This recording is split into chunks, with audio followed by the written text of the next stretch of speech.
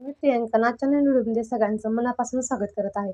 तर आपण असं समजतोय किंवा काय ऐकायला असं मिळतंय, की अंड खाल्लं आणि अबॉर्शन झालं. हे पूर्णपणे चुकीचं आहे. अंड हे आईसाठी आणि बाळासाठी सेफ आहे. पण अंड कसं खायचं आहे, की अंड पूर्णपणे शिजवून, पूर्णपणे बॉईल करून खायचं आहे, की रॉ अंड किंवा अनकुक्ड अंड नाही खायचं. कारण याच्यामुळे काय होतं, की त्याच्यामुळे व्यवस्थित जे प्रोटीन आहे ते आपल्याला व्यवस्थित शरीराला मिळत नाही.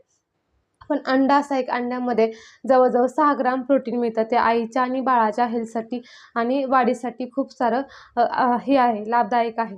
तर पहिलं तर काय आहे, की अंड्यामधून जे कोलीन मिळतं त्याच्यामुळे ब्रेनची डेव्हलपमेंट होती. त्यानंतर प्रोटीन मिळतं त्यामुळे बॉडी बिल्ड होते. त्यानंतर जे व्हिटॅमिन B12 आणि D3 मिळतं त्याच्याने ओव्हरऑल शरीराचा जो विकास आहे शारीरिक, तो होण्यास मदत होते.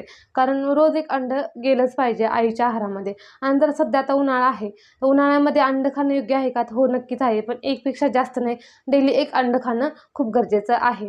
कारण काय असतं, की जे आपल्याला प्रोटीन बाहेर कुठल्याही पदार्थातून नाही भेटत, ते आपल्याला अंड्यामधून हे मिळू शकतं आणि मिळतं. त्याच्यामुळे अंडं खाणं खूप गरजेचं. व्हेजिटेरियन लोकं आहेत, त्यांच्यासाठी आपल्याला ते अंडं खाऊ नाही शकत, तर त्यांच्यासाठी कशामधून प्रोटीन भेटेल?